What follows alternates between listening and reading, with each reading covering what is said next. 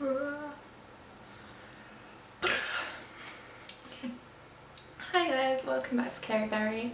So this month I've actually read quite a lot, which I didn't think I had. So I'm going to do like a little July wrap up, or like the things I've read in July, and then hopefully eventually at the end of the video I will talk about what I'm planning to read in August, which is actually turning out to be quite a lot more than I thought. So normally I don't really like plan what I'm going to read, I just pick something up because I get excited about it. So this month I think I've read 7 books.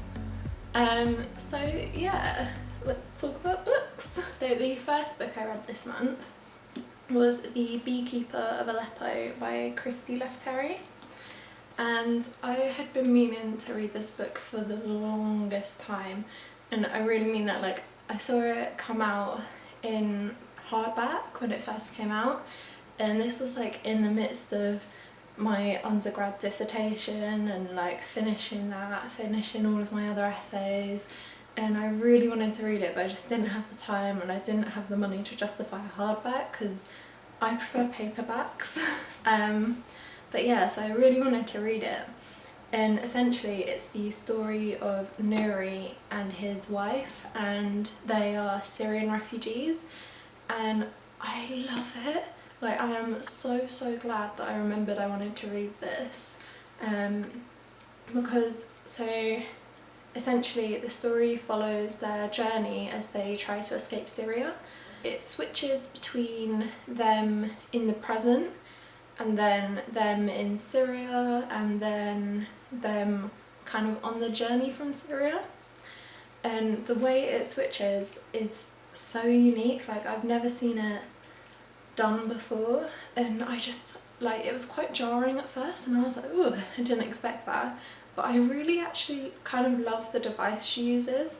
So in each chapter there's like a section in the present and then a section in the past, and the way she jumps between them is really kind of cool. So for instance, I'm not going to spoil it, but so it says this frozen watch made of bronze, and I don't know if you can see that, but it says bronze on the page, and then immediately it goes, bronze was the colour of the city far below. So it kind of like uses the word to break back into a memory, and I really like it because that is kind of how memories work. Like, you'll see something and immediately you'll be taken back somewhere else, and I really love that. Like, it was so interesting to read, and although it was annoying at times because I wanted to know what was going to happen in the present or what was going to happen in the past, so I was like, I really loved it. So yeah, like, I'd really recommend this book because it's just, it's absolutely heartbreaking. There were so many times when I felt like I wanted to cry. Like, it's so well done, and Lefterry herself like has experiences with refugees because I think she says she worked for the UN or something, so she actually like worked with Syrian refugees and got their own experiences. Like, I think her parents are refugees, but yeah, this was a beautiful book, and it's just like, oh, so good. So the next book I read was another one I have been meaning to read for ages. I've had it like on my shelf for the longest time, and it's The Girl Who Fell from the Sky by Heidi Darrow. So I found this book really interesting because of the way it deals with race issues. So the main character is a light-skinned black girl, and it kind of follows her growing up as she goes to live with her grandmother in a community where like there's a lot of darker skinned black people, so she's almost fetishized for her lighter skin, and there's a certain element of privilege that comes with it, so it's really interesting.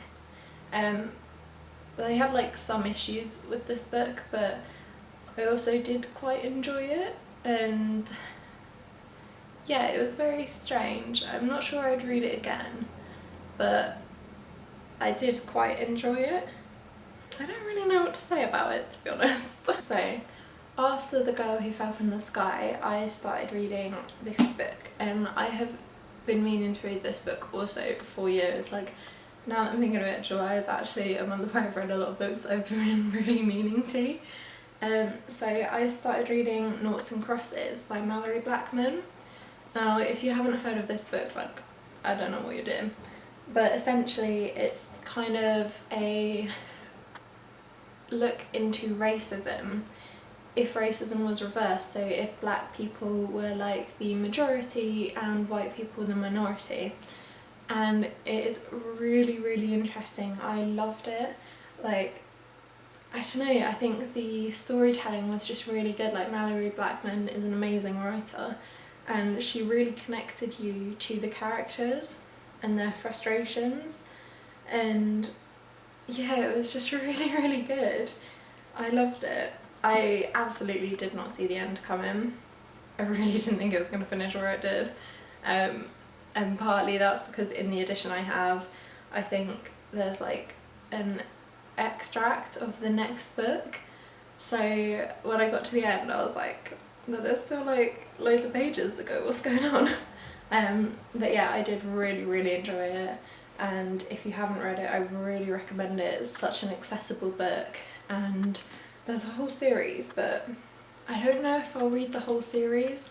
Like, I loved the story between Callum and Sephi, but I don't know if I'll continue on to the next book. I don't know, like, if you've read this, what did you think of the sequels, and are they worth it? The next book I read was by Dolly Alderton, and it's not her Everything I Know About Love book, which I'm sure everyone knows because it was absolutely everywhere when it came out, and it is really, really worth the read, the memoir, because it's so good. But it's actually her new book that's coming out, which is called Ghosts. I don't know if you can see that. So Ghosts was really, really good. It was very kindly gifted to me in exchange for an honest review, and if you haven't seen my review yet, it is on my blog, which the link will be in the description box. But yeah, it's a really, really good story. So with Dolly Alderton's memoir, she's got a lot of really relatable humour. Like, she talks about growing up, and that kind of is reflected in Ghosts a lot. Like, you would be able to tell that they're by the same author just by the way they're written. Like, she writes a lot in the same style, even though this is fiction.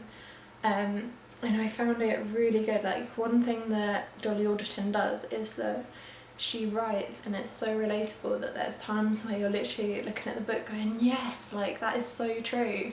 And I love that. About I think she's 32, called Nina, and it's about her experience of ghosting on like dating apps. Yeah, so it deals with her father who has dementia, and my nan has dementia, and I thought that this portrayal of dementia was really, really good because it also delved into not only how it affects the person experiencing it, but also how it can affect the family surrounding them, and how it can be really, really difficult. And like with Everything I Know About Love, Dolly Alderton speaks a lot about female friendships and the kind of things you think when you're in that friendship, and the like social group politics that comes with friendship. And I love that because, like, I don't think it really gets spoken on enough. But yeah, it's really, really good. I would highly recommend buying this when it comes out. It gets slightly cut off, so don't know if I got the last bit.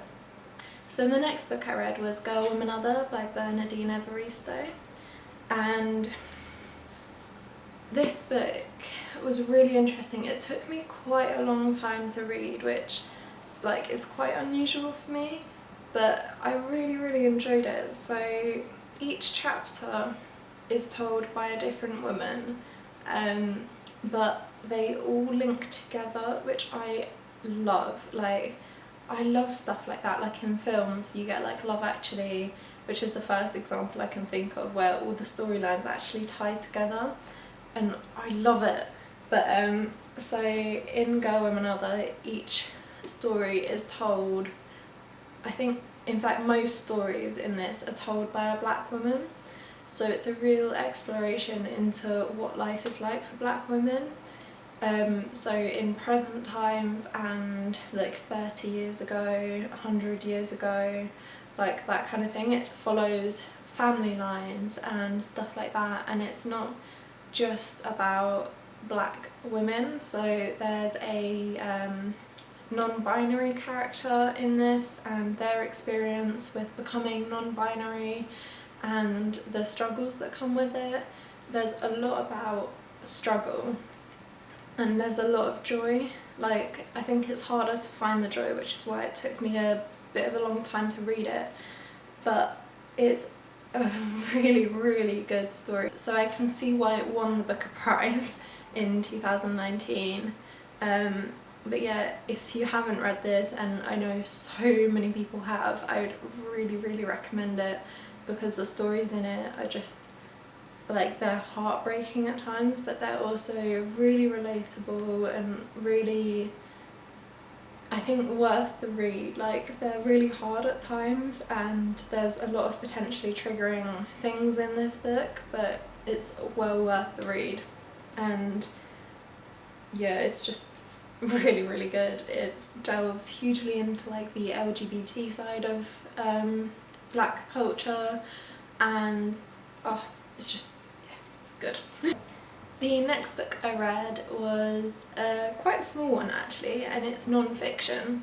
So it's White Fragility, Why It's So Hard for White People to Talk About Racism, and it's by Robin DiAngelo, who herself is a white woman, and I really liked it. Like, I think that Robin brings up a lot of things that are really, really relevant, like how white progressive or white liberal people can actually be quite detrimental to racism, and how white people, we almost see being called a racist as worse than racism itself, and we spend so much energy trying to defend ourselves against being called racist rather than actually putting that energy towards unlearning racist subconscious behaviours, which I think a lot of people have, and we can't really avoid. But DiAngelo really, really opens up a discussion into how to talk about racism and how to make sure that you talk about racism without being really fucking annoying. So yeah, I think this book is a must read. I think it's really important to read this because we don't necessarily see ourselves as white, it's just something that's given. And I think that she makes a really, really good point by saying that it's not on black people to educate us about racism, it's on ourselves. And it's just so true, because it's our problem, like, we need to deal with it. If you really think that you're about equality, then I really think you should be educating yourself, and I think that this is a really good place to start. Although that's not to say that we shouldn't be listening to black voices talking about racism, because that is also really important, but this can be a really good way to understand how to put yourself into that conversation without taking it over or reacting badly if someone calls you out. Like, I think it's really important to read this and understand. The last book I read this month doesn't have a cover yet because it's also been very kindly gifted to me to do an honest review, which I have posted on my Goodreads, which the link will be down below. So it doesn't have a cover, so I can't really show you it, but it's Imperfect Women by Araminta Hall. And I'll be honest, I didn't love this book. So essentially the story is about 3 women who were friends at university, and they grow up, and then the book opens with Nancy, one of the women, being, like, she's gone missing, and then you find out she's been murdered. Like, it's on the blurb, so it's not a spoiler. But yeah, I didn't love it. it was split into like 3 perspectives. So you get Eleanor's perspective, you get Nancy's, and then you get Mary's. And yeah, it was, I didn't like the way it was written. The plot was intriguing, but the way it was written, it was like they didn't really tell you how the characters felt. It was more, she is angry, rather than kind of guiding you there by like describing angry behaviours, or when behaviours were described they were really like over exaggerated, which I didn't really like. So yeah, I wasn't too fond on it. I thought the plot was really intriguing, but I guessed all of the major plot points straight away, and I guessed the surprise twist. So yeah, I wasn't overly keen on it. I think I only gave it 2 stars, but then it was an honest review, so yeah.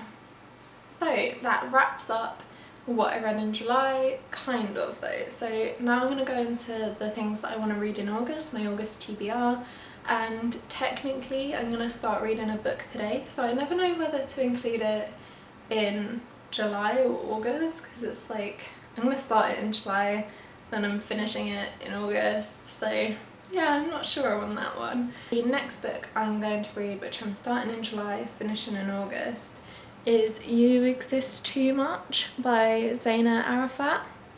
So this book has also very kindly been given to me in exchange for an honest review. So I'm not really too sure what it's about yet. Like I said, I'm going to start it later today, so I'm really excited. Okay, so take 3. So I've been trying to film this and my camera just keeps giving up. But yeah, so Midnight Sun. So I'm really excited about this. Like, I feel like I'm 11 again. But yeah, so Midnight Sun, essentially, a few years ago, Stephanie Meyer said that she was working on it, and it's Twilight retold from Edward's perspective, but then it got leaked. Not the whole of it, but enough of it got leaked that Stephanie Meyer was like, I'm never publishing it. But recently she announced that she was.